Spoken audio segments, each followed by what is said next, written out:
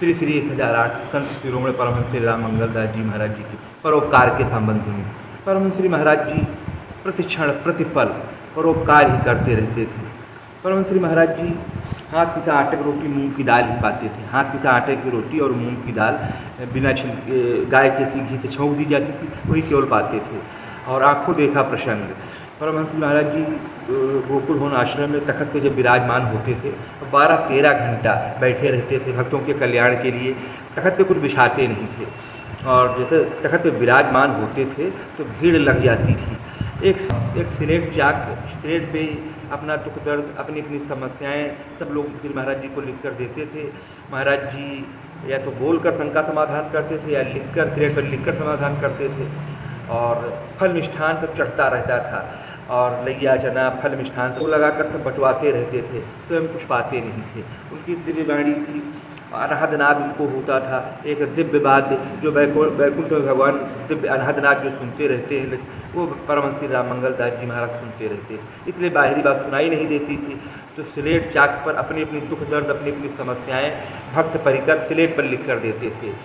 और ये उनका व्यक्तित्व था कि अनगिनत पागल मैंने आँखों से देखा है, रास्ता में बांधकर जंजीर में बांधकर पागल विक्षित पर उनके परिजन पागलों के लेके आते थे तो महाराज जी कहते थे रास्ता में काहे बांध के लाए हो, पागल भी हो गया है। तो महाराज जी शहद का शरबत पिला देते, शहद का शरबत पिला दे, सर पर हाथ रख देते और कहते हमसे आँख में आँख मिला ले बस ठीक हो जाएगा। महाराज जी मुस्कुराने लगते थे, आँख में आँख मिला ले। मनमोहक मुस्कान थी महाराज जी की, मनमोहक, बहुत ही गुलाब के फूल ऐसा शरीर था, बहुत सुंदर थे सब लोग। महाराज जी के दिव्य रूप, भुजाएँ लंबी थी और बहुत ही सुंदर शरीर के थे, लंबे चौड़े।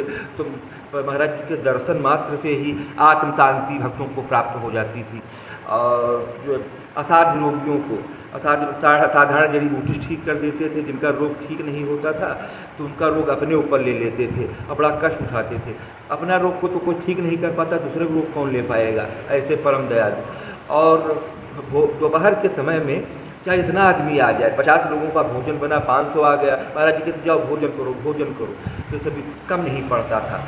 महाराज जी हर समय जो रुपया पैसा बहुत चढ़ता था, जो चढ़ता था तो अपने कहते थे मरने पे कफन के लिए पैसा ना निकले, इतने परम त्यागी, उनको लोभ लालच कुछ था ही नहीं। जो चढ़ता था तो भंडारा होता था उसमें देते थे, गरीब लड़कियों को शादी देते थे, असहाय दीन दुखी गरीबों को देते रहते थे।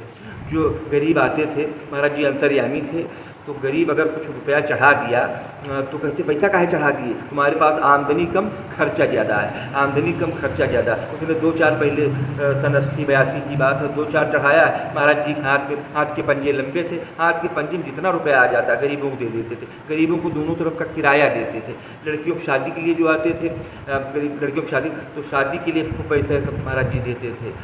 हाँ, परमहंस श्री महाराज जी जब शरीर जब स्वस्थ था, सावन मेला, रामनवमी मेला, कार्तिक मेला में पहले शौचालय नहीं थे, अयोध्या में शौचालय की व्यवस्था नहीं थी, तो परमहंस श्री महाराज जी रात रात जग जग कर फावड़ा तसला लेकर गंदगी से सफाई करते थे।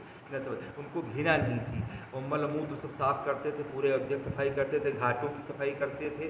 और यहाँ तक जो रोगी बीमार होते थे, मारे बदबू के उल्टी होने लगे, ऐसे ऐसे मरीजों की सेवा करते थे। अपने को बहुत छोटा और बहुत सेवा भाव, प्रतिक्षण प्रतिपाल परोपकार ही करते रहते थे।